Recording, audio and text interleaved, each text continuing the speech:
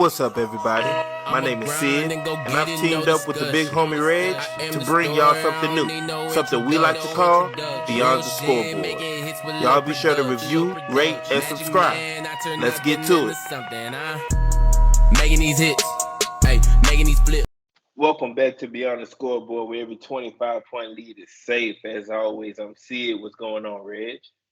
Hey, what's up, Sid? Doing good, man. Ready for this big, heavy show we got. Finally got some topics to discuss other than the Saints. Yeah, I was about to say, man, to say that we got eliminated from the playoffs, this might be the most excited I've been to sit down and do a show in a while, man. This For is our real. first show of 2024, so happy New Year to everybody. But yeah, man, I'm excited to dig into this one. But as always, we have to start with our Saints. So our season, ended on Sunday. We did what we needed to do in that situation. We got a win against the Falcons, 48-17. But Green Bay went on to win, and even if they didn't, Seattle ended up pulling out a victory as well. So we're done for the year. Not too much to pull away from that game in particular. Once again, it's what there is. Kendre Miller. Kendre Miller is somebody who we drafted and had high hopes for this past year, but injuries was a thing that killed him for most of the season. So we didn't get to see much of him. Even early on when we went 3 weeks without Kamara because of the suspension, we didn't get to see him much then. And these past few weeks, or past the second half of the season, it seemed like we didn't get to see much of him at all. But Sunday, no Kamara. He was healthy. He played, and he looked good. I wish it was something we were able to see more of during the season, because I remember Right. even Sunday, Tajay Spears ended up running in the touchdown. I was looking at the Red Zone channel, and I was like, man, it seemed like we should have just took Tajay Spears instead of taking Kendre Miller, which was the debate at the time, which Right. running back was the better fit, which would be better in the long run. Tajay Spears had a good season, especially to say that he was back. And I mean, he was a backup himself too, but he was able to produce a better season. But I mean, all of that could just be he was healthy, and Right. Kendre Miller wasn't. But he was one person from Sunday's game that I looked at. I was like, man, I'm finally glad we got a glimpse of what he can actually do for our team. So that is something that got taken away from Sunday that can roll over into next season. Other than that, man, a lot of it was we should have been playing like this all season long, or that was half of it, and then the other half was, man, Desmond Ritter is so bad. So it was a mixture of both of those things. But once again, both of those things we knew going into this game.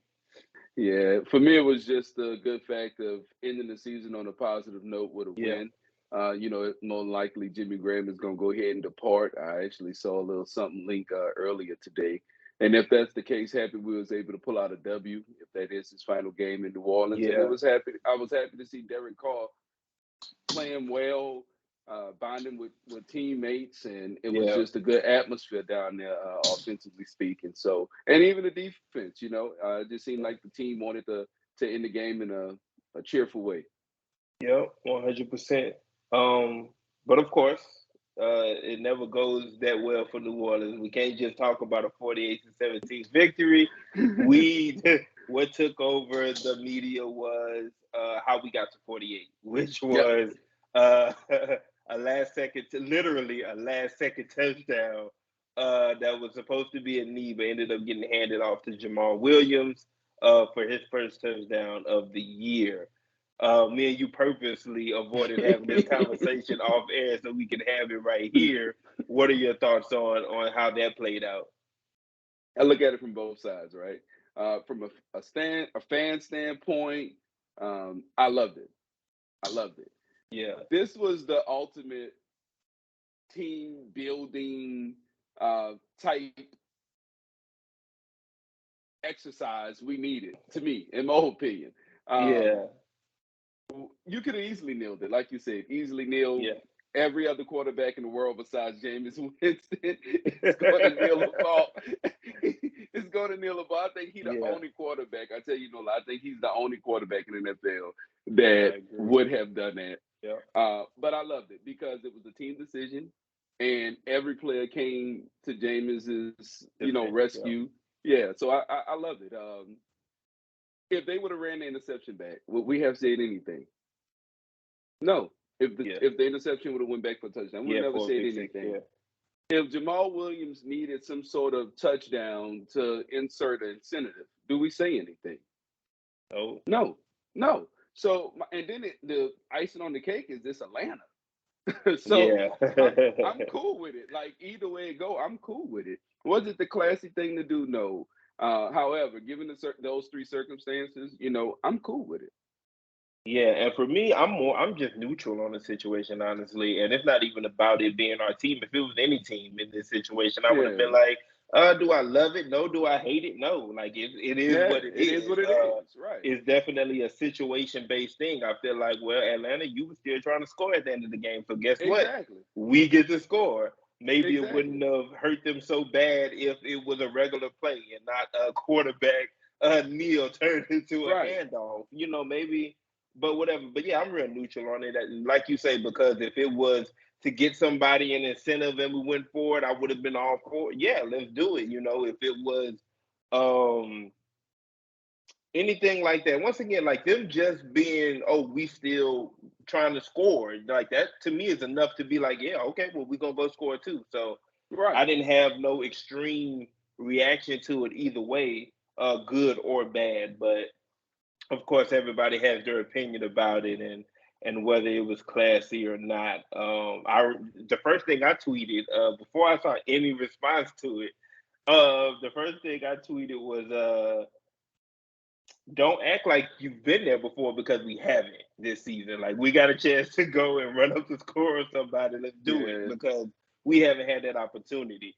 I mean, neither one of us were going anywhere anyway. Right. Arthur Smith was getting fired anyway. Either Like way it it go, didn't it right. didn't really Yeah. change anything. So that there was no issue with it for me personally. Totally agree with that. Um, just looking at New Orleans for a little bit too before we go into the rest of the league and the firings that have happened and everything. Started last week going ahead and preparing for our off season, which always starts in New Orleans with we gotta get below the cap. We gotta get cap space in order to do anything during the off season. And we started with Jameis Winston actually doing something with his contract that allows Right. us to save some money. But it also Marshawn Lattimore. We ended up going That was a in big and one. restructuring Marshawn Lattimore's contract in order to free up some money there too. What about the way that we restructured Lattimore's contract? The one thing I like about it is it allows, the team that would trade for him, given the event, to honor his salary. So it Yeah, just was a little bit more team friendly. When healthy, Lattimore is one of the best corners to me in the game. I yeah, just had a conversation about this maybe 30 minutes to an hour ago. When healthy, he's one of the best in the game. But do yep, you pay top dollar for half of a season? And I just think that the answer is no. Now, I don't want to make it seem as if he has some sort of nagging injury that's going to yeah, cause him yeah, to continue to miss. But I mean, $18 to $20 million a season, and you giving me 8 to 9 games a year. I mean, yeah, that's just not going to cut it. Once again, I'm a huge Marshawn Lattimore fan. I think that he would even man up and say, he has to be more available moving forward. But yeah, if healthy, I would love to keep Lattimore around. But if they believe that this is going to be an ongoing thing, I understand the business side of it. And I was about to ask, so do you think that this restructure signals a parting of the ways between New Orleans and Lattimore, or is it just if it comes to that, we on both sides secured a good lane to make that happen? I think it's a little bit of both. I think it's the organization protecting themselves while freeing up money. And I also think it's Marshawn Lattimore saying, hey, if y'all don't want me here, I know a team that do. So I Yeah, think it was kind of the best of both parties to go this way with the contract. yeah, and I'm looking at it right now because, like you said, once again, the the bonus will be paid out a week before the next season starts. And in the event of a trade, whatever team has him would take on that. It reduces salary cap hit. If he's traded for some reason before June 1st, which the only benefit to us would be compensatory picks. That would be the only benefit to us if that was the case. But that would give us more than $30 million in dead money. So that's a no-go. But yeah, like you say, it's definitely both. It's a way to make sure Marshawn Lattimore still gets his money, whether he's in New Orleans or not. But it also, opens up some different avenues for us to be able to move him and it not absolutely kill us in the event that that's the route that they want to go. I personally think that he's back next year, unless something crazy happens between now and June, which it always can. But I expect him to be back next year. And I mean, just what else with the Saints, because there haven't been too much news coming out from us besides Dennis Allen, Derek Carr is not going anywhere, which to my fellow Saints fans, I don't know why y'all thought that either one of those people would not be in New Orleans next year. Wishful thinking. There's been no firm announcement of parting ways with anybody on the staff. I know they said that Dennis Allen had his talk with Mickey Loomis, and then they're going to sit down and talk again next week and iron out things about staff movements and things of that nature. Everybody expects Pete Carmichael to be fired. If anything other than that happens, that would be the most shocking thing. That would be the most shocking thing since, I guess, Brandon Staley not getting fired last year. But yeah, that would be extremely shocking to me. I think we all expect at least that to happen, and then we'll see how the rest of the staff irons out. And then of course the rumors of John Gruden have already kicked up, which me and you have talked about multiple times during this season. And like I said to you off air even a couple of days ago, if we could I'm all for bringing John Gruden in. Like, as a coach, the man knows what he's doing. Derek Carr had some of his best years with him. If we can bring him in and him not even be our offensive coordinator, that's an absolute win for us. If he has to be our offensive coordinator, I'm cool with that too. But if we're able to bring him in as some type of other assistant, that's even better, because you get to double down and try to get one of these younger minds to actually orchestrate and run your offense. But then you have John Gruden, who has this great relationship with the actual quarterback and can get the best out of him as well. So just to clear it up for some clarity, you're saying there's no possibility you see the Saints holding on to Pete Carmichael and putting him in not as offensive. No, not as offensive coordinator. I never thought that he'd be removed from the organization. I just don't think he'll be offensive coordinator anymore. Okay. Yeah.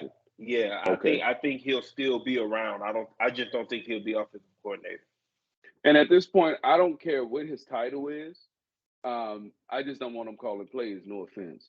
Yeah, I mean, because I think he's shown that offense, like offensively, I don't want you calling plays anymore.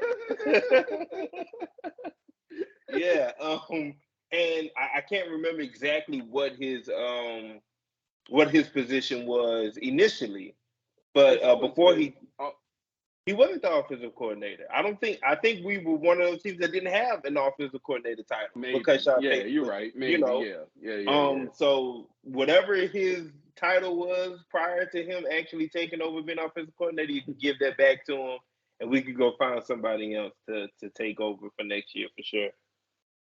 Making up titles at this point. Let's get into coaching firings. I don't even want to call it Black Monday, because there were some that took place beforehand. There's been a ton that's taken place since. Me and Sean talk about this every year. We say, look, about 5 jobs are going to come open that's going to be expected. There's going to be one that's going to shock you. Yep. This year it's been 2 that shocked me. 2? One more than the other, yeah. But before we even get into that, shout out Nick Saban. Nick Saban retired right before we hopped on here. They announced his retirement. I saw that. I didn't expect that. Shocked me. That might be the most shocking thing that I've seen this offseason in general. Is that Nick said, because there was no sign of it. We never, there was no sign of him being done. But yeah, salute to him. That's definitely the greatest college football coach that we've seen. So Real that quick. was a real long career. I think they say he's 72. 72? Yeah. Wow. So look, I want to ask you real quick. Do you think like the new rules with the transport portal or anything like that had anything to do with his retirement? You feel No, like I think he's just done. take his time? Yeah, Okay. I think he's just done because at this point, and it's probably been like this for a decade now. How much recruiting and stuff does Nick Saban actually have to do? Nick Saban just tell a kid he's coming, and it's okay. Well, I'm going to Alabama. Basically, pack it up. Yeah. And even when it came to these kids getting NIL deals and stuff like that, he's the first one coming out. Hey, I got a kid making $1 million at quarterback on my team. So the NIL money good over here too. I just think he's tired. He just got to the point he was like, do I really want to do this again next year? Nah, I'm good. I got you. All right, so we started off with Carolina. Carolina was the first team to fire their coach. They fired Frank Reich early on in the season. Then we had Las Vegas. Las Vegas fired Frank. I was about to say Frank Reich again. Josh McDaniels. They fired Josh McDaniels, opening up that job. Antonio Pierce took over as interim head coach and did a solid job going down the stretch. And then you had the Chargers firing Brandon Staley a year too late. So we had three jobs. A year too late. So we had 3 jobs already open going into Black Friday. First person got fired on Black Friday was Arthur Smith. We all saw that coming. We knew Arthur Smith was going to get fired. Then the Commanders fired Ron Rivera, which wasn't shocking. At all. I thought that it could have gone either way, but it definitely wasn't shocking. Yeah, that was well deserved. And then Tennessee fired Mike Vrabel. Shocking. Mike Vrabel shocked me. Not crazily. I wasn't crazily shocked by it, but it definitely did shock me. See, the day before, I had already seen rumbles that they were saying, watch out for Mike Vrabel resigning from that position if the Patriots head coach position comes open. That was already being put out there. Okay. So I was like, okay, so Mike Vrabel leaving Tennessee isn't, that wouldn't shock me at this point. Him getting fired without that being the case, without the Patriots job being open, then I'm like, dang, that's crazy. Like they just didn't want to, invest more time into him actually turning it around. And I think that he's a good coach. I think he's gotten better. I think he's gotten the most out of every roster he's had since he's been in Tennessee, and none of them have been great. But yeah, so Mike Vrabel got fired. And then today, Pete Carmichael, I don't want to say he got fired. Pete Carmichael got moved into the front office. That was 100% shocking to me. Pete Carroll, for the past, he's been the coach of the Seahawks for, what we in 2023 season. He left USC in like 09, 08, I think. Like so he's been their head coach for 14, 15 years. And once again, turned out another good year, man. So yeah, that one completely shocked me. So we sit here right now with 7 head coaching openings. Every last one of them, say minus Seattle and Tennessee. I think all the rest of them, the GMs also got fired. Oh no, Atlanta's GM didn't get fired either. I don't think. But yeah, so now we're looking at 7 head coaching vacancies.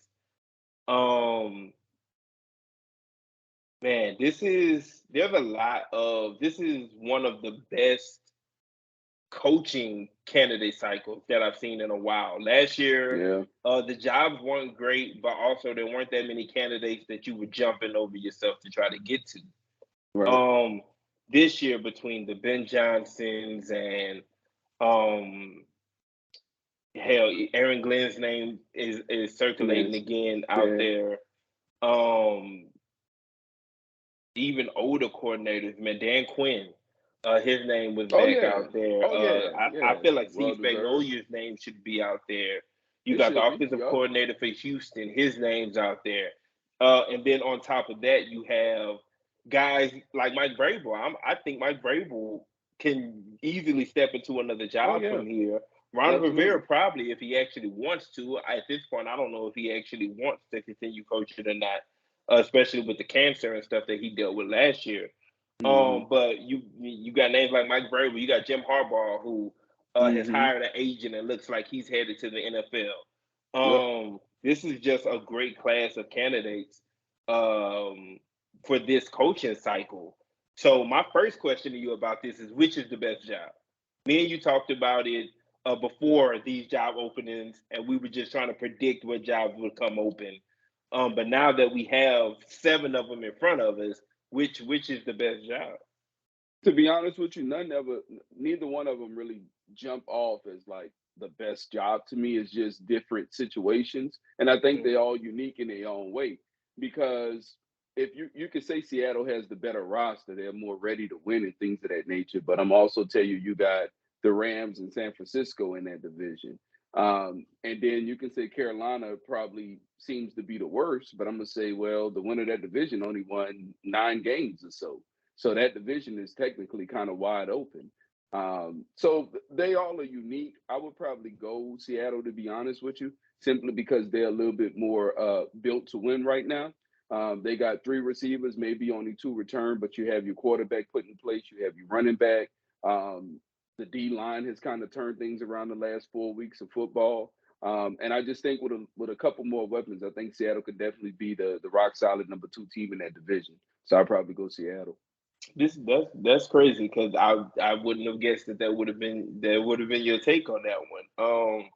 So I disagree with you. Like 3 of these jobs are better than the rest to me. Hmm. Carolina is the worst. And Why do you say they're the worst though? Simply because of talent? no, not even talent isn't even top of the list. Top of the list is their owner. The owner is meddlesome, and he's become he's interfering in a way that you don't see. Because even when people look at Jerry Jones and be like, man, Jerry Jones is the mouthpiece. He's always out there Hmm. talking and stuff like that. Cool. The owner of Carolina's out here firing people weeks in. Like this is the second time he's came in and be like, yeah, I'm gonna fire a coach right away. He's impatient in that way. I He was just seems to I be, was just about to say that. yeah, he's impatient. And once again, when it comes to these guys, most of these guys don't really know football. So he has his hand in the everyday transactions of a sport that he doesn't really know anything about. For a head coach coming in, you're like, what am I supposed to do with that? You don't get to Man said choose he your ain't own got all day. quarterback. Your quarterback is there. Hmm. Because your quarterback is there, you don't have a first round pick this year. So Hmm. like those things right there alone are like, yeah, that job is at the bottom of the list. But they have You a you whole lot of they Brian got a lot of Burns is a free agent. You lot gotta of get money. him back in the house. Easy, they Brian got a Burns lot of ain't money. coming back just for money. Well, at that He's point, and made that that clear. He's not coming well, back just for money. I mean, So hey, if that's the point, you it is. you're in a full rebuild, and the rebuild Mm-hmm. can't technically start this year because you don't even have a first round pick. First round pick. So Mm-hmm. yeah, so I think that the Carolina job is one of those jobs that goes to a coordinator 2-3 years earlier than what that coordinator thought he was going to get offered a job. So a guy Mm. that we're not even thinking about, or hell, maybe even Aaron Glenn, who's been getting calls and stuff, but hasn't really, stepped into a role as a Yeah. head coach yet. Maybe this is his opportunity, saying, "Man, I've interviewed this many times and has nobody's actually offered me a job. This Right. might be my opportunity to actually go out there and show what I can That do." would make sense. Yeah. So I think just like Houston did with the guy from Baltimore that they hired as Dorsey. their head coach Mm-hmm. a couple of Mm-hmm. years ago. And they had him in there for a year, and then he couldn't turn water into wine, so they were like, Yeah. okay, next guy. Um, but yeah, so I think it's gonna take a coach like that in order to take over that passing job. That's why I feel like it's the worst. I got The best job to me is the Chargers, you. Mm-hmm. by default because they have the best quarterback. Like that's by default. They have the best quarterback of the available jobs. They have a franchise guy. They have a top 5 to 7 quarterback, wherever you want to put them.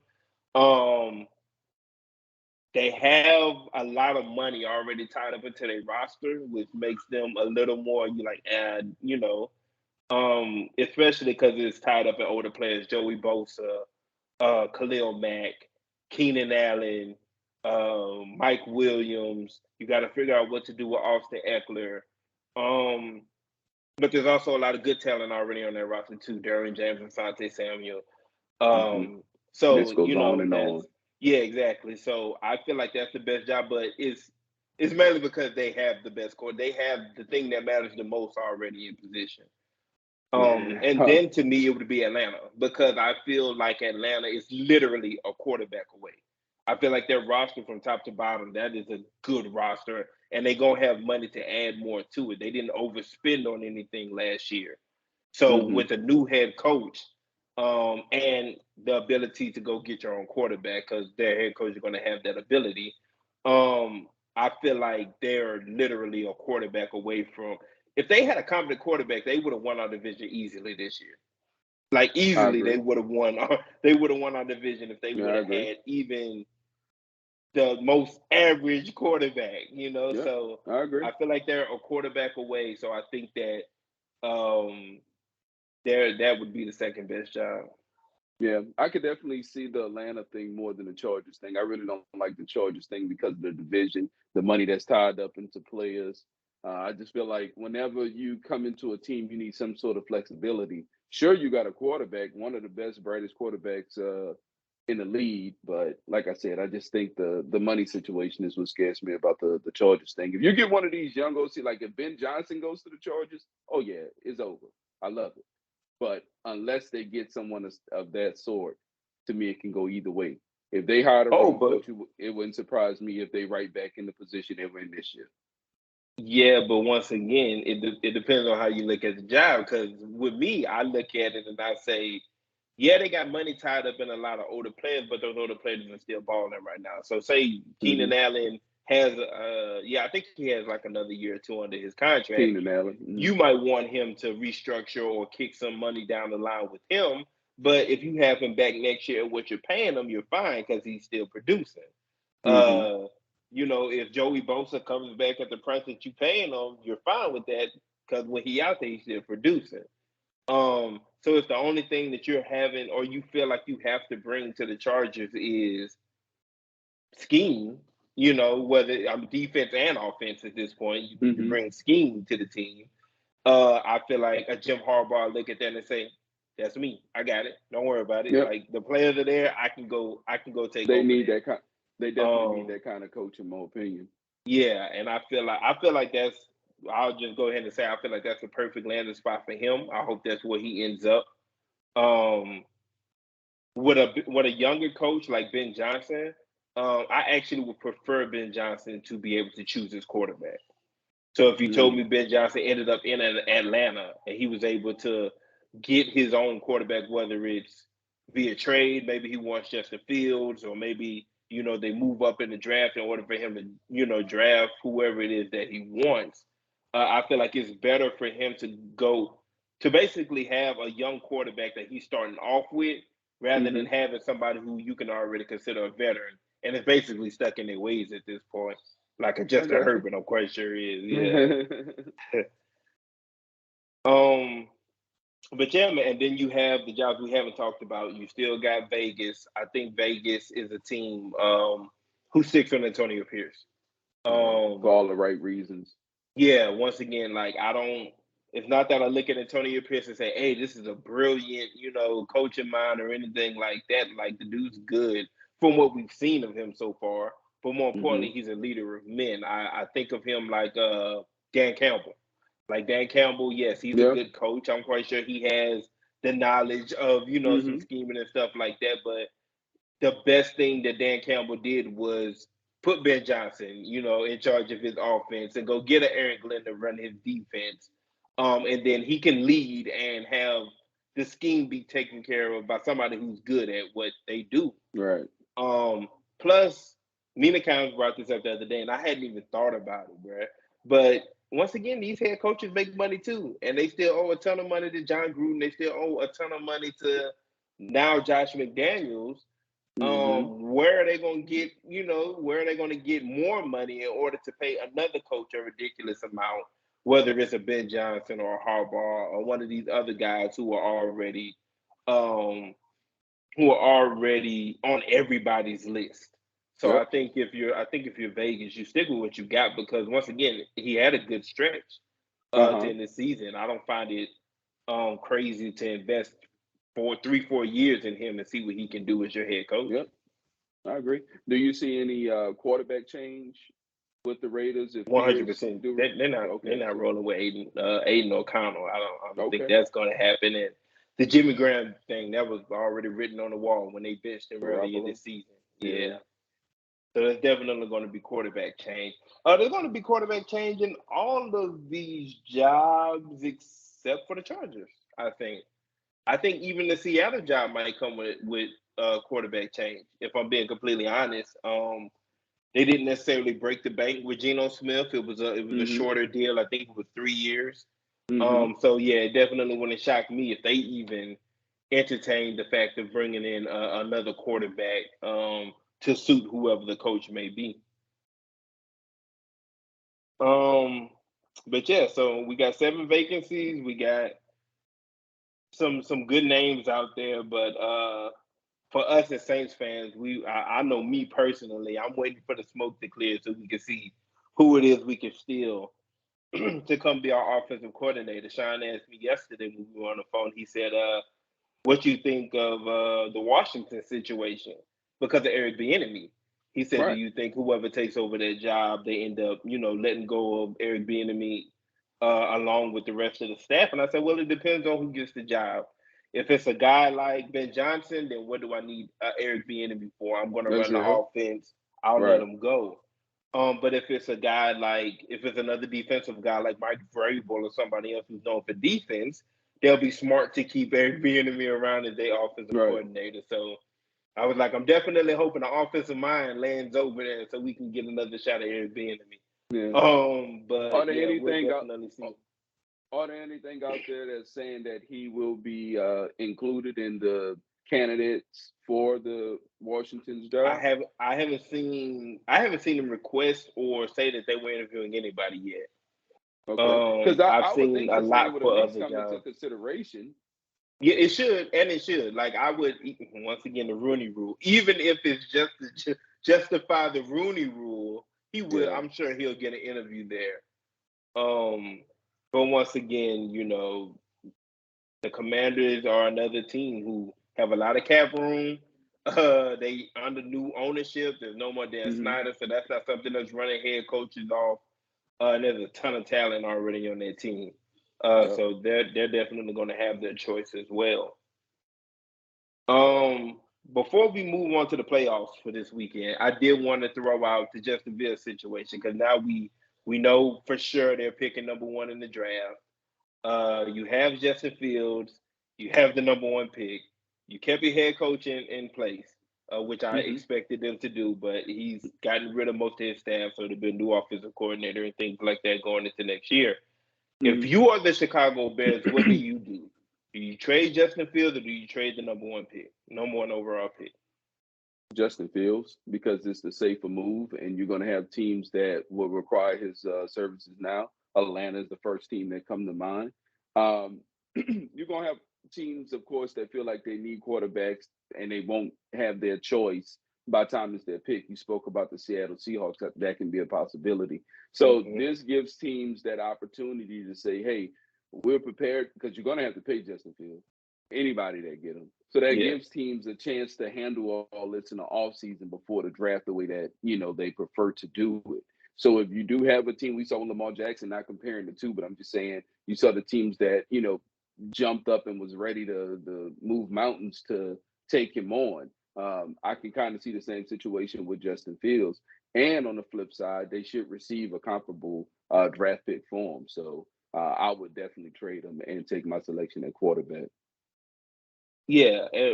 Once again, it's all going to come down to who the head coach ends up being. Me personally, once again, no matter which one you trade, you should get a haul for him. Justin Fields, maybe not a haul, but you should at least be looking at an early second Absolutely. an early second, late first round pick for Justin Fields.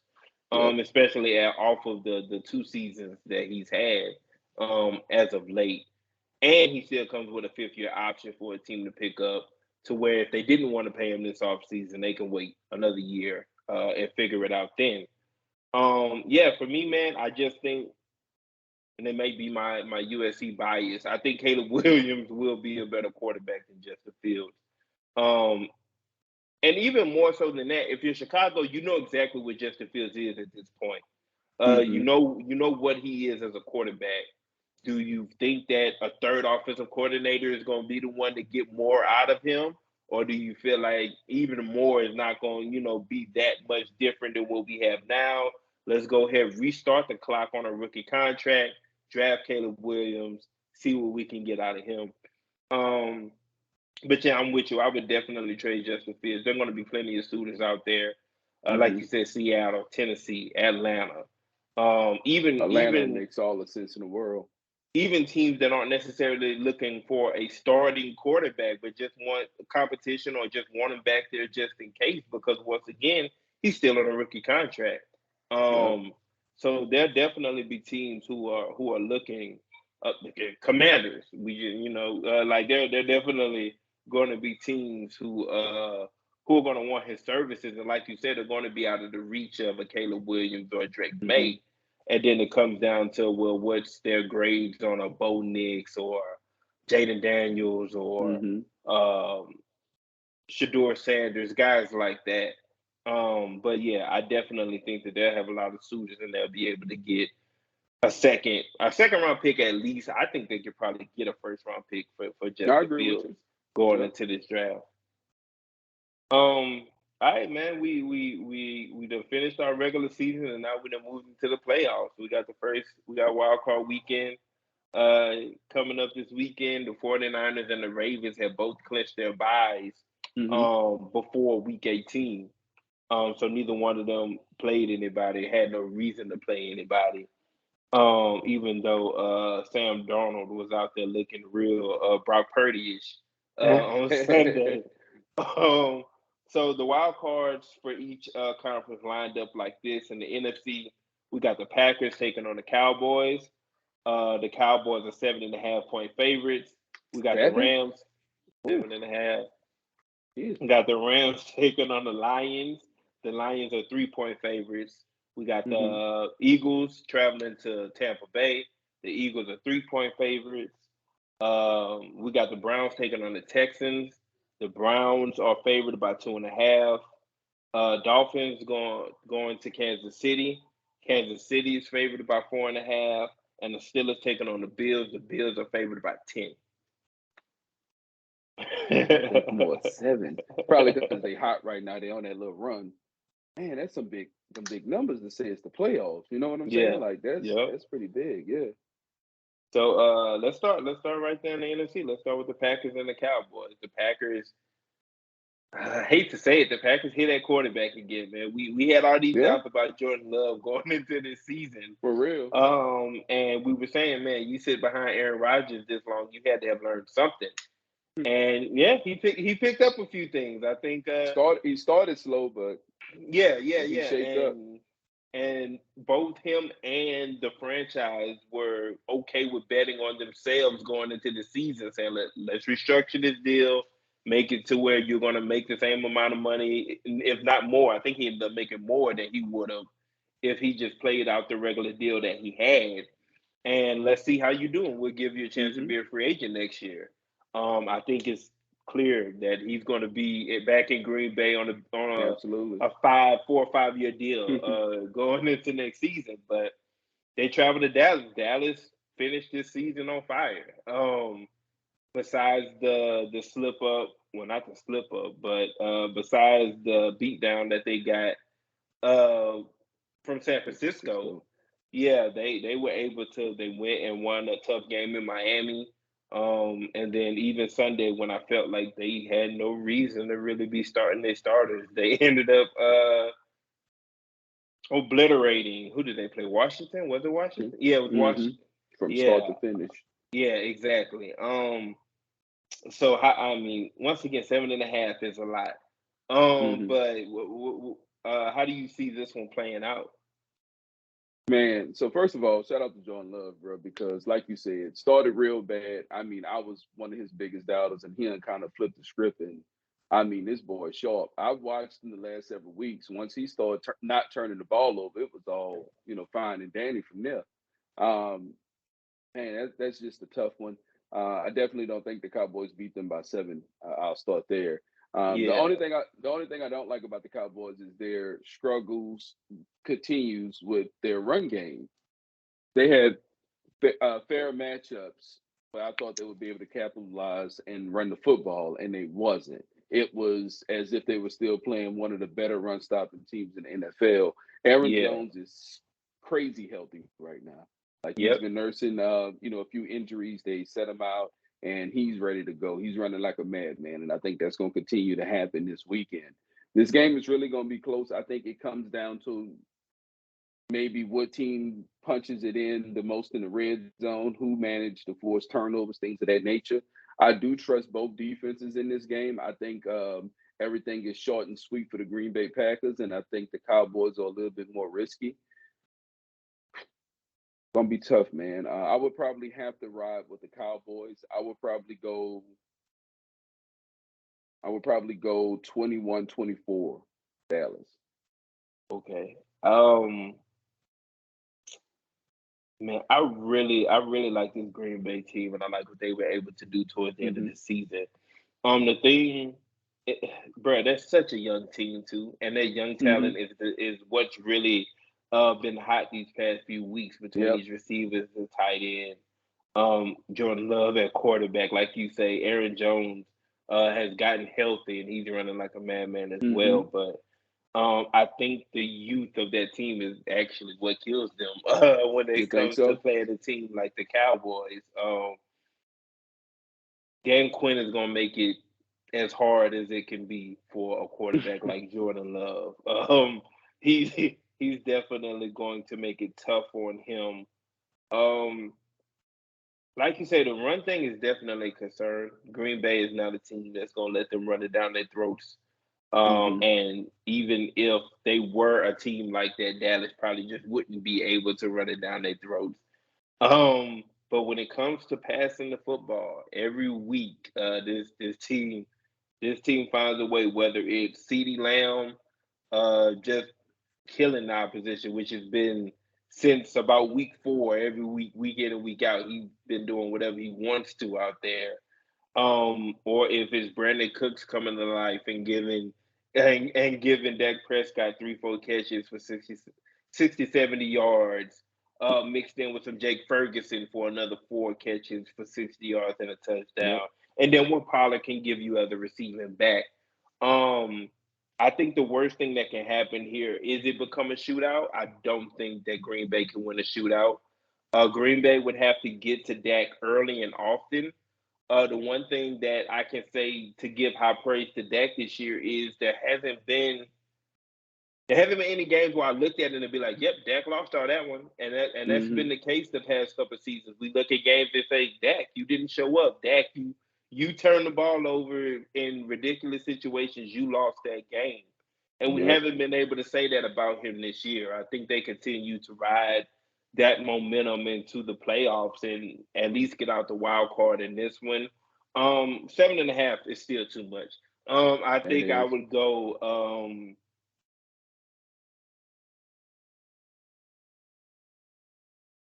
I say going Dallas wins. 21-24.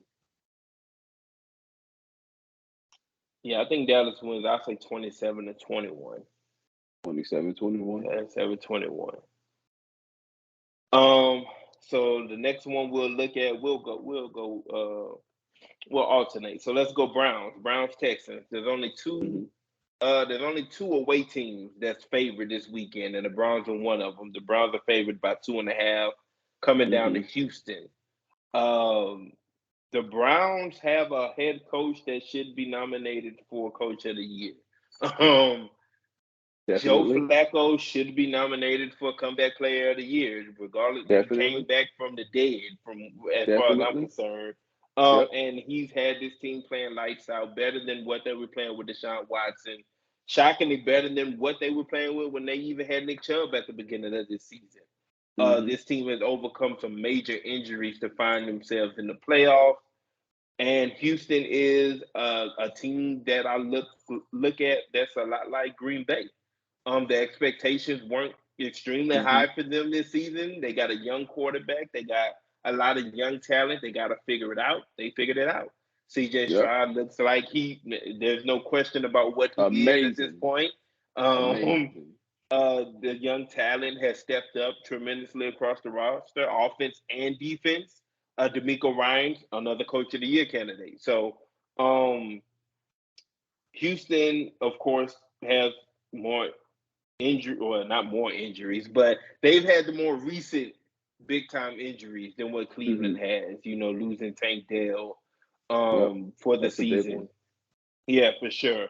CJ Stroud missed those couple weeks with a concussion, but he seems like he's back to being at full health and being a baller. What do you have for this one? Do you agree with the do you agree with the line of 2.5 to be in Cleveland's favor, being that they're going on the road? Yeah, I honestly do. I actually was going to take Cleveland, thinking that they were going to be the underdogs until I kind of Yeah, looked at it earlier today.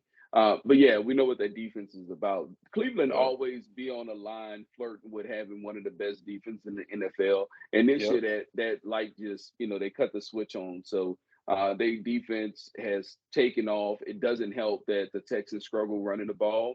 And I'm gonna just be completely honest with you. CJ Stroud has been the best rookie quarterback I have seen in a very, very, very long time. This dude is super special to me. When he throw the football, it reminds me of like Peyton Manning. He made about 5 throws last week against the Colts that I'm like, ain't no way. Like it ain't no way. Whether yeah, he's moving, if he's sitting there taking a lick, looking the safety off, and then firing the ball before getting hit from blindside. I mean, his follow through is amazing, and he's not playing with top notch talent. You just spoke about Tank Dell yeah, being out, and I know I do believe in those other receivers more than you. So to me, it just makes it that much more special for yeah, with him being a rookie to accomplish what a rookie head coach to accomplish what yeah, they have this season. But I think to put the weight of the Cleveland Browns defense on him, a veteran quarterback. Cleveland run game is not what it's normally been these last couple years, but they still find ways to produce positive yards. yeah, Amari Cooper has come back to life. They finally found the way to use their tight end. It's just hard for me to see Cleveland losing this game. So I am going to go with Cleveland, and I think they cover by more than 2. I would probably say Cleveland wins this game, probably 27-17 or something. I would go yeah. 27-17. Yeah, bro, that Cleveland defense is something serious, and to me, that's the start and the finish of this whole conversation. For me, it's just that defense is not going to lose this game against Yeah. Houston. I mean, shit. Once again, a lot like we just talked about with the Packers and the Cowboys. Once again, Cleveland being the more veteran team, Cleveland having I can't even think of their defensive coordinator, but they got one of those old school guys over there too. The old head coach of Detroit, the white guy before Um, Patricia. and I got his Um, face in my head. yeah, I I can know see you're his talking face about. clearly Yeah, too. Yeah, it, he's this running don't that bother me defense, now. and he's somebody else who's probably gonna get head coaching calls this offseason too. The way that This that don't really defense is bother me. played. Yeah, it's gonna come to me eventually. But yeah, and once again, man, once again, you're scheming up for a young guy, regardless of how good he's looked. Um, he's a rookie quarterback. He's prone to make some mistakes. And the same thing with receivers. You know, those are young guys. Hmm. Their run game started coming on toward the end of the season with Devin Singletary opposed to Damian Pierce. They had to, move him into a smaller role. But yeah, bro, this Cleveland's defense, like I don't even feel like I have to get to the Joe Flacco and how the offense has looked since he's Yep. been there. It's just that defense is not going to give up much, and Hmm. Joe Flacco is going to go down there. He hasn't turned the ball over much since he's been with Cleveland. He's thrown for 300 yards, I think, every game that he's been in Cleveland. Njoku, he's breathed life into Njoku. Yep. Deshaun Whole nother Watson guy. couldn't get much out. Yeah, Deshaun Watson couldn't get much out of him or any other quarterback that they've had. But with Joe Flacco, he's looked like the top 5 tight end that most people That's thought that real. he was and that he should be. So yeah, I'm with you. I got Cleveland in this one. I like that score too, 27-17. I'll definitely ride with that on that one. Do you think CJ Stroud is under or over 42 attempts this week? 42. 42 is up there. Over. I think so too. They're not going to be able to run the football, and Yeah, this is not. And this so isn't one too. that. And Houston isn't one of those teams that's going to keep running it just to, look, we got to keep running the football just to put it up. No, they're gonna drop him back, and they're gonna let him. Yep. Yeah, they're gonna let his arm go to work. Yep. I think that's how it goes. Next, let's go Rams-Lions. The Lions are favored by 3 at home. We got all kind of revenge games right here. We got Matthew Stafford coming back to Detroit for the first time. You got Jared Goff facing the Rams. Who else we got? We got there's somebody else. I think it's a coach. I can't remember who it is right now. Yeah. I can't remember who it is right now though. But the Rams, once again, a team that the expectations going into the season weren't high. We sat down here at the beginning of the season and we were talking about the Rams probably picking in the top 5. We were saying, look, because I remember for sure I said they finally got draft picks and this is a good year to be bad because they're definitely going to be so. And they proved us wrong. Man, Cooper Kupp is still Cooper Kupp when he's out there on the field.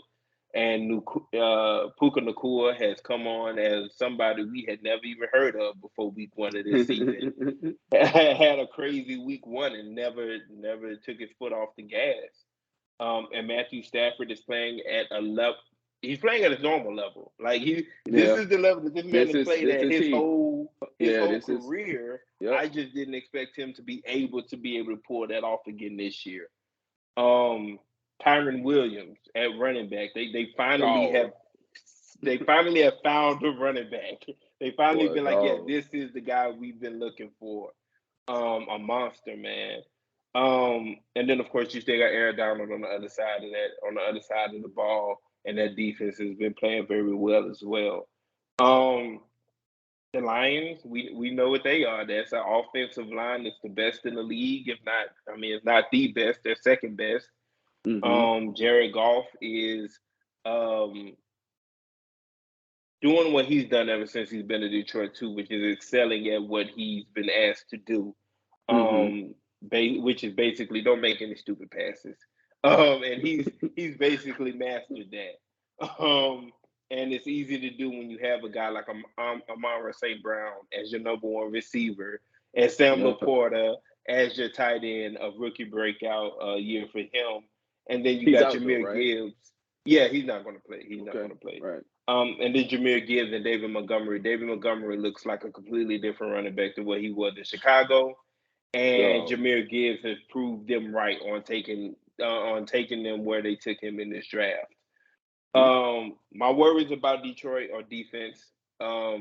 They got CJ Gardner-Johnson back last week, which was perfect timing for them. And they also got one of their good defensive tackles back last week as well. That's the matchup for me. The Rams wide receivers against Detroit secondary. Last week they let Justin Jefferson eat them alive after the week before letting CeeDee Lamb eat them alive. So now you got 2 guys who, won't take the top off the defense. They don't have that in their arsenal between Nacua and Cooper Kupp. But Cooper Kupp is one of the best route runners in the league. He's going to get open. And Puka Nacua, once again, not a deep threat, but can do everything else. Absolutely. And then you have Tyler Higbee, who is good in the middle of the field as well.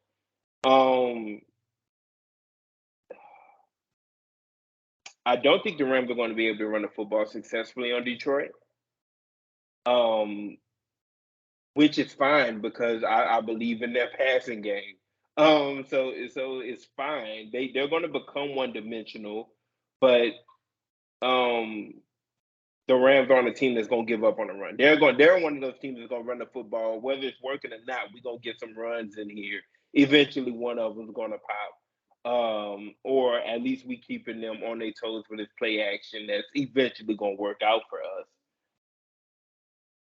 I hate Detroit losing Laporta last week, especially in a game that really didn't matter. Who knows who's going to be playing? I have no idea. I think they might have another rookie tight end that's going to end up playing for them, but he's not going to be Sam Laporta. And that's one thing I said to Sean going into the playoffs as well. I said the one thing y'all can't afford is injuries, especially to their offensive line. Luckily, this wasn't to their offensive line, but Laporta has been such a big part of what they're doing. I'm still gonna ride with the Lions. I think I think it's a shootout. I think this is gonna be a shootout, honestly. And I think that the Rams not having anybody who can significantly take the top off of the Rams of Detroit's defense benefits Detroit. Because if they had a Justin Jefferson or a CeeDee Lamb or somebody who could get behind the defense like that, I think I would take whatever. I would take the Rams if they had a guy like that. Them having a Puka Nacua and an amazing route runner at Cooper Kupp, I still think those guys go off, but the effect won't be the same as a Justin Jefferson or a CeeDee Lamb going off against this Detroit secondary. I think Detroit's able to run the football well with Montgomery and Gibbs. I think Gibbs is going to give them good production as a receiving back, and then you got Amon St. Brown, who the Rams secondary got to figure out what to do with as well. But I do think this is a back and forth. I think this might be the highest scoring game out of all of them this weekend.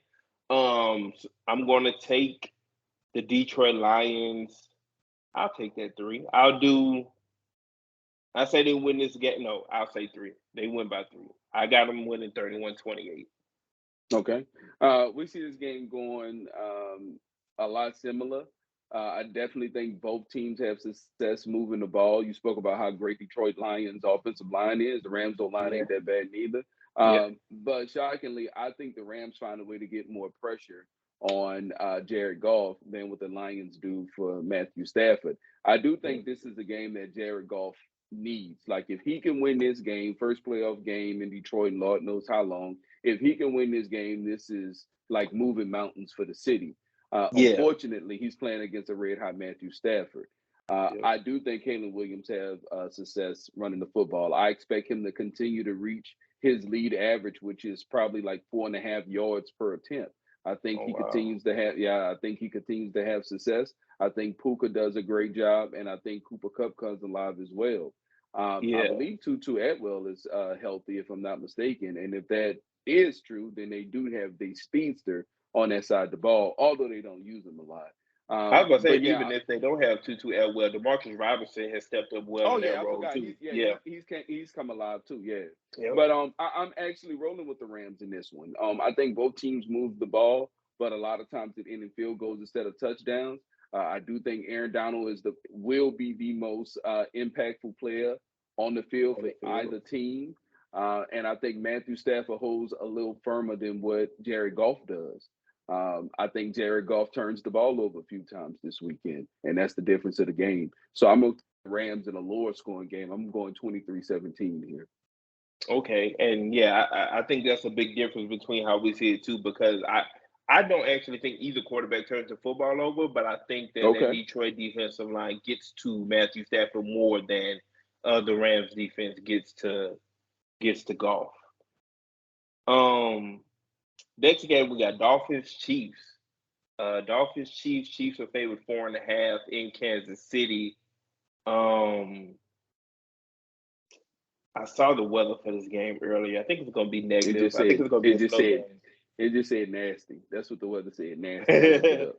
I definitely think it's going to be a snow game, and I want to say like the temperature is going to be like -9 outside or something like that. So Doesn't favor Miami. This is exactly what Miami didn't want going into the playoffs. That's why they wanted to lock up that number one seed in order to have the AFC coming through Miami versus them having to go to all these cold winter states. Yeah, so Kansas City hasn't looked like the Kansas City of old. This looks a lot more like a lot of us expected it to look. Not us, because I actually didn't, but a lot of people expected it to look the first year without Tyreek. Travis Kelce, you could tell that he's slowing down a little bit. Not much, but he's slowing down a little bit. It was crazy when I looked up and saw, man, this dude still got 93 catches and almost 1,000 yards this season. But it doesn't. The impact hasn't been the same this year. And then you got guys like MVS and McCall Hardman and you had this hard break. You had this hard break when you said this man named MVS. That dude, man, I don't understand how they haven't cut him yet, but I guess they don't want to get nobody off the street.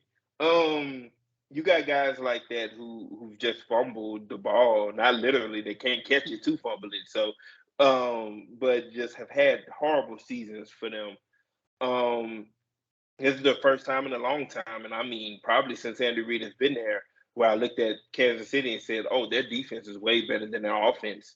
And Patrick Mahomes is the one that's taking a step back. We're still talking about the best quarterback in the league. So it's been a very interesting season for them, but still here they are hosting hosting a game, wild card weekend, welcoming in the Miami Dolphins, 4.5-point favorites. I think. What do you think about that line for that game? 4.5. That the Chiefs are favored by 4.5. Yeah. I think 4.5 is a little bit. I think it's just slightly high. I would see it more as 2. Yeah. Like 2, especially given the weather.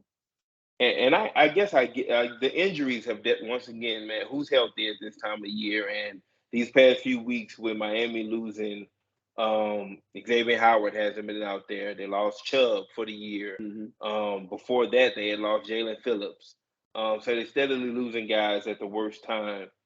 I still expect this game to be pretty close, man. Miami is a very good football team. Once again, the Chiefs have a good defense, but I think Miami, Mike McDaniels and his brilliant mind, he's going to be able to find some success in moving the football. But once again, you can't count the Chiefs out until they're out. This being a home game for them, this is probably the biggest home field advantage of this wild card round. Now that I look at it, this meant more to them to be able to have this game home than it did for any other team this weekend. And I think it matters. I think it pays dividends. I think them giving Patrick Mahomes, Travis Kelce a week off last week, I think that matters. I have the Chiefs winning this game. 4.5. That's probably too high for me. I think I could definitely see this being a 27-24 late game field goal victory in Arrowhead for the Chiefs. Yeah, I agree. I would probably take this game 20-17, something like that, with the Chiefs winning. In some ways, though, with the weather, I think it may benefit the Dolphins because of the speed that they have, especially having A-Train back. You got Tyreek, of course. We know who he is. Jalen Waddle. Now, do you think Tua can push the ball 60 yards? Is a question too. I'm gonna have to look because he was out last kind of week. Indicate right. I was saying, like, it would kind of indicate that he would. Okay, that's huge if he does. I mean, yeah, absolutely. But I was saying, with the weather as bad as it will be. Do you see Tua really pushing the ball 60 yards down the field? He kind of struggles with that even I was in about good to say weather, that's the point. let alone this. Realistically, how long can these tackles hold up at the line of scrimmage, with ice on the ground, things of that nature? So I would kind of lean more to the balanced defense, which is traditionally the Chiefs style that they play, mixed with the best quarterback in football that just had a week off. Andy Reid, we know, what kind of mind he has offensively. I just think all those signs definitely point to the Chiefs. I do think it's going to be close, though, but I have the Chiefs winning by 3. Got you. And, we got 2 more games. So, Steelers, Bills. Bills are favored by 10. This I, is I, I heard somebody say earlier today. This is as close as you get to a bye week without having one. yep, I Um, agree. Buffalo is on fire right now. The Steelers have had miraculously another playoff bound season, but that's all Mike Tomlin. Yep. Um, that is 100% Mike Tomlin. I can tell by your reaction when I first brought it up and said that 10 point that you don't think it's gonna even be 10. They're not even gonna finish this game within 10, 14 points. What you got for this one? All right. So first of all, shout out to Mike Tomlin, right? Because it can't be overlooked what he was able to do with this roster. We know that there's teams loaded with talent, and somehow not only didn't make the playoffs, but probably didn't even finish with winning records. So shout out to him for doing it with Mason Rudolph. What's the young Kenny Pickett, Mitchell Trubisky suited up and started games. I mean, shout out to him. His Dante Johnson missed the majority of the season. Like, yeah. I mean, they had all kind of reasons to tuck their tail and say, "Hey, we'll see y'all next year." But they kept fighting and they made the playoffs. So shout out to them. Unfortunately, I don't care what team they would have played in the AFC. I probably would have reacted the same. It's not a team that I feel like Pittsburgh is safe against in the AFC. So yeah, I'm gonna definitely go ahead and take the Bills. I still don't think the Bills are hot. Like, it's a difference between them winning and streaking versus hot. I don't think they're hot right now. I just think they're streaking. They're heading in the right direction. They're they're coming up on the right side of the ball at the right times. Josh Allen is still not playing his best football to me, and that's kind of scary. That's a concern.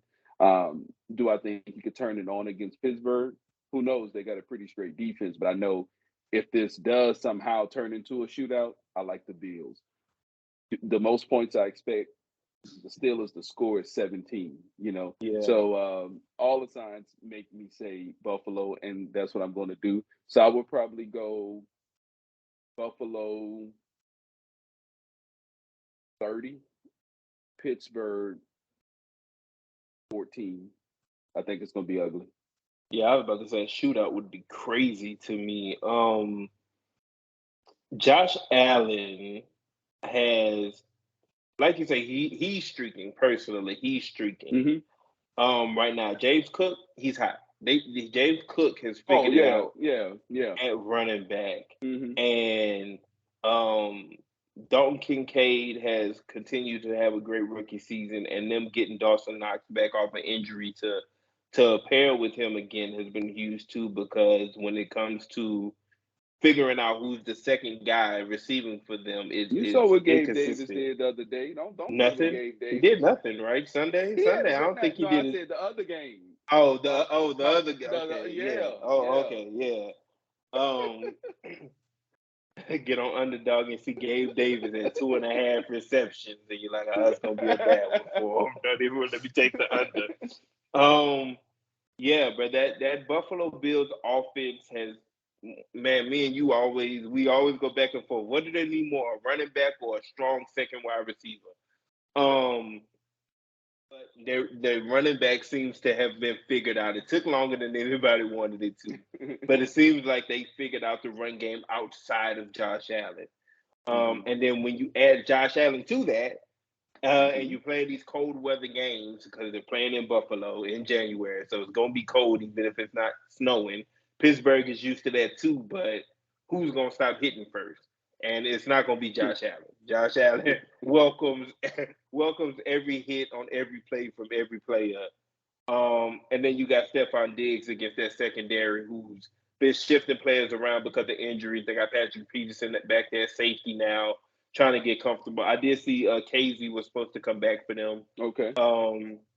this weekend as well. But once again, bro, we talk about the only team that I look at when I look at these wild card rounds and say they shouldn't be here. That's the team that should not be there. And like you say, Buffalo's figuring it out at the right time. I'm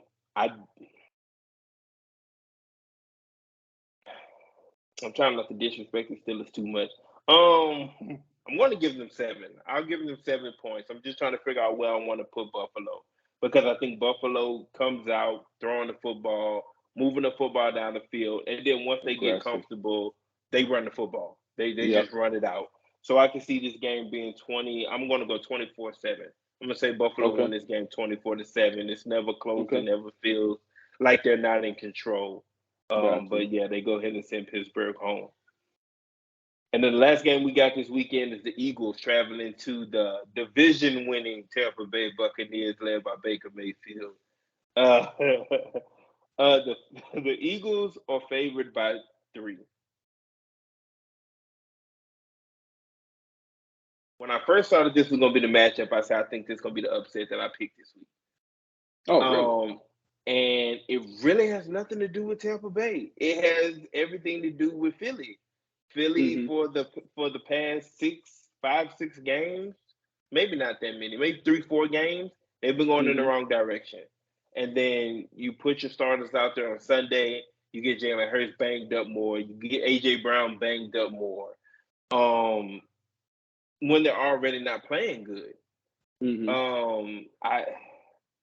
Tampa Bay, the reason I said going into the season, I said if the Saints don't win the division, it will be Tampa Bay. I think Tampa Bay finishes second because that team hasn't changed much besides the quarterback. So if the quarterback can be anywhere near competent, they have a chance.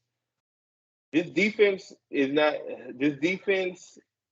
If AJ Brown's gonna look like AJ Brown looked at the beginning of the season, who was like, "Bruh, it's him and Tyreek Hill." And like ain't nobody. If he's gonna look like that, then yeah, Philadelphia gonna run straight through this. But when it comes to they're gonna try to run the football with DeAndre Swift and get whatever they can out of Jalen Hurts because he's obviously been hobbled the past few weeks. He doesn't even really want to run the football like talking about. Buccaneers are gonna contain that. So now it comes down to what are you getting out of AJ Brown, Devontae Smith, Dallas Goedert? Which once again, all of those guys can go for 100 yards on any given Sunday. That offensive line we know is one of the best. They're going to hold up. But what is Jalen Hurts going to look like come Sunday? Even, like I say, he's been hobbled for weeks, and now he messed up his finger on Sunday on his throwing hand. All that worries me. Once again, it's you don't want to limp into the playoffs. And I feel like that's what Philly did. Philly limped into the playoffs. And Tampa Bay, they're at home. They get a home game. You got somebody who has the confidence of a Baker Mayfield, and a coach who's been there. Like we're talking about it, won the Super Bowl. At this point, he's been there. He's done it. I think Tampa Bay shows up for this game. It's still so hard for me to take them, honestly. I can see you fighting over there. It's gonna be a close one. I don't Go think with your gut, Sid. it's gonna be a close one. I'm gonna take Philly. I'm gonna go with Philly. I can't do it. I'm gonna go with Philly. I'm not gonna even set myself up for failure like that. I'm gonna take Philly in a very close game. I'm talking 17. This comes down to, and really, it's just at the end of the day, Philly still has more talent, and it's not close. It's not close, but I just don't. I no longer feel like in the NFC it's San Francisco, Philly, and then everybody else. Now it's San Francisco, then it's Dallas, then give me Detroit. Now we can talk about Philadelphia. So if they lost this game, I wouldn't be shocked at all. I'm going to take them to still win it, but it's going to be a close one. It's going to be an ugly one. I'm going to take them 20-17. I do have this game being close just like you do, and if Philly loses, I will be shocked. It's 1 week at a time from here. We know that both teams have talent, but Philly is clearly the deeper team. Clearly. Yep. We haven't seen a front four play nowhere near as great as they were last year. Defense Maybe we has don't not been great. Yeah. Maybe they don't. But I tell you what, Tampa Bay offensive line just showed flaws this past Sunday. And if I'm the Eagles, I'm looking at all that. At this point, it's been Mike Evans or nothing for the most part from the Bucs. Baker Mayfield is super, consistent in a stretch of games like he was prior to the game against Carolina. against Carolina. Yeah. He was streaking. He went. I think he was coming to tell with a 9-1 in the past 5 games, touchdown to interceptions and whatnot. Yeah. And then he kind of took the back seat there. So I don't think that he can play good enough to compensate for how much better of a team the Eagles are to Tampa Bay. There's nothing personal against Baker because he's had a good year. Yeah. But unfortunately, I just think the Eagles have a little bit more. So I'm going to take the Eagles, and I'm going to take them 27-20. Okay. Yeah, man. Like I say, the Eagles' defense hasn't been anything like that. Defense in its entirety hasn't been anything close to what it was last year. Right. Which is shocking. But yeah, man, I don't trust the secondary like I did last year. I don't trust those linebackers or that front four. To their credit, Tampa Bay is not great at running the football, so they probably will. They have the possibility of making them one-dimensional. They had a stretch of being decent. I think Rashad, what's his name, Rashad White.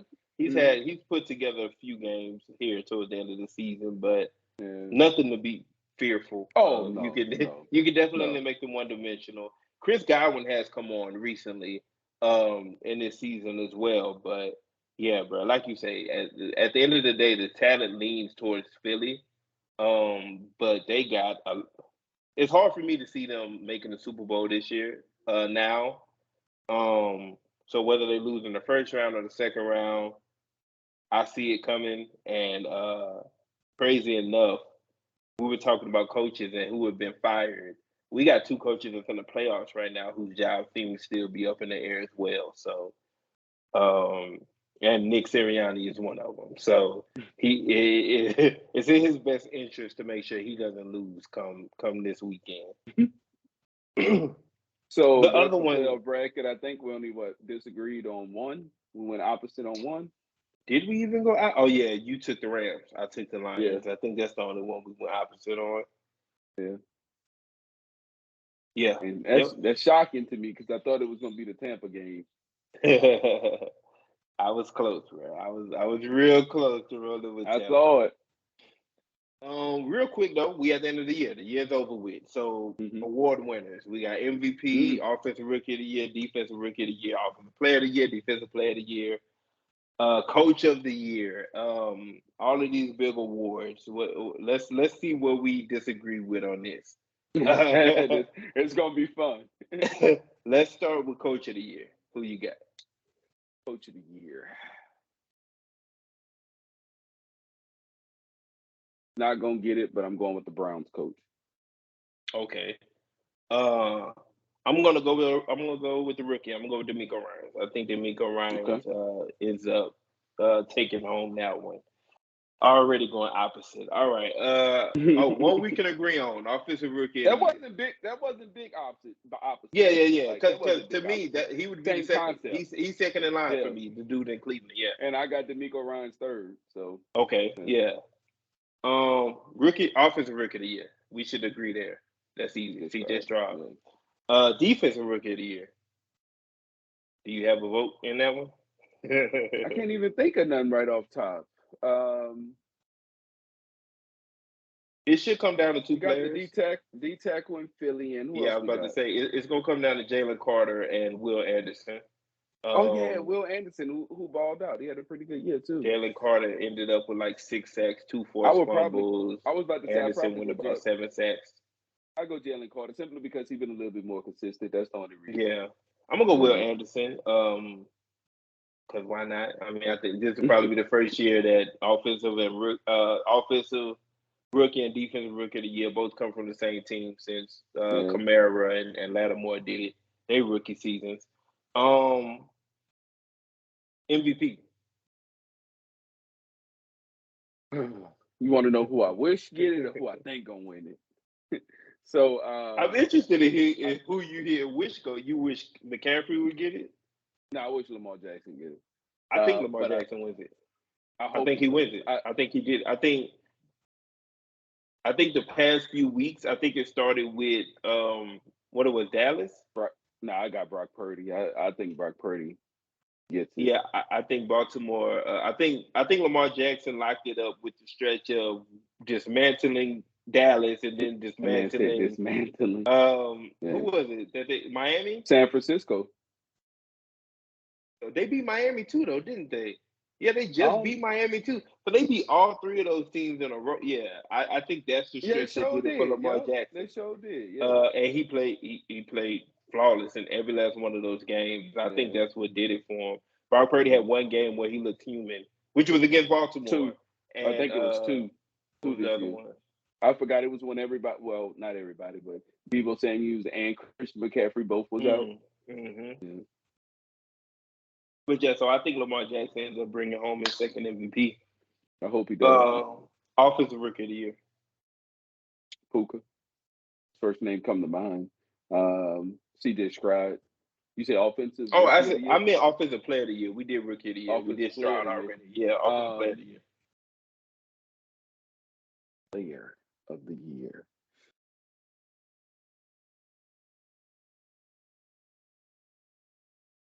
Tough. Because Tyreek Hill was on the tear.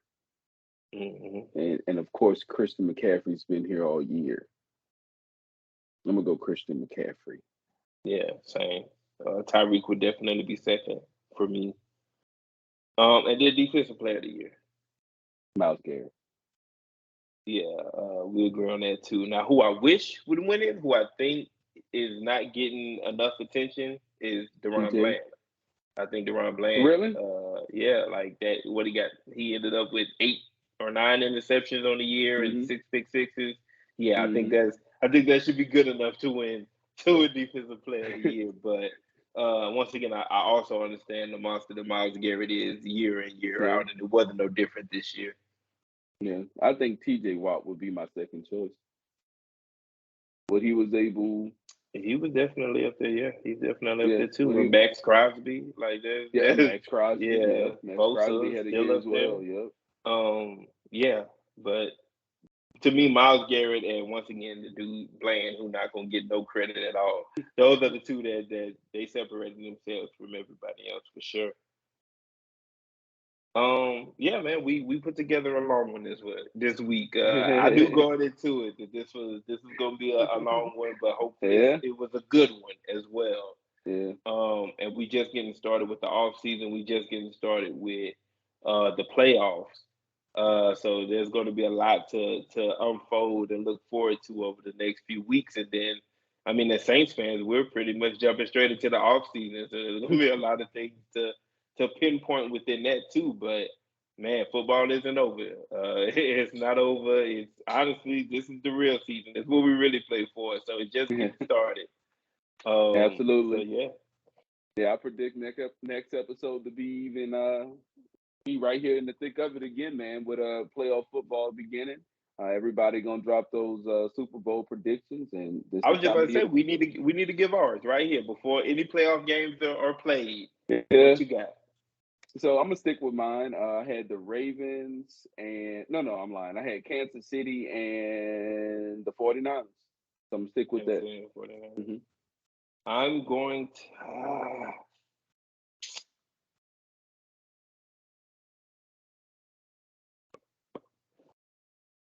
Damn, bro.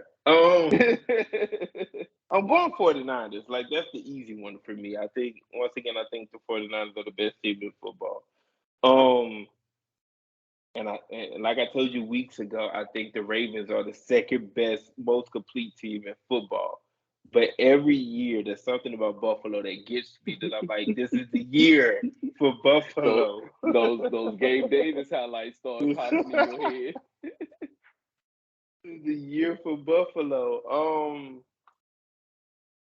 I'm going to go Baltimore 49ers. Give us a rematch from what, 2011, 2012? Mm-hmm. Yeah, so that's my Super Bowl prediction. That's it. Gotcha. That ain't bad. Can't hate on that. I mean, neither one of those teams play this week, so I'm safe for at least this week. We'll see what next week look like, but we'll sit down and do this again next week with results at hand, some coach hirings, maybe some more firings. We'll see. But until then, man, good start to the year. A good start to the year. Oh, and shout out to Michigan. Michigan dominated. Oh yeah, their college football championship against Washington. Jim Harbaugh got him a title, and now he about to get the fuck up out of college football and get back to the NFL. Look, that game was kind of interesting to me too, man. We're gonna have to holler at each other offline. Oh yeah, for sure. Gotcha. But yeah, until next week, man. Thank y'all. I'm in the league, you boys not in my league. If you listen close, I'm coaching. Take keys, cause the boy hella dope without pushing a Blanco. Still stabbing bitches like 94 in the Bronco. If it's about the money, I'm leaving them hoes pronto. If I don't do nothing, I'm about line so. Every time I do it the coldest.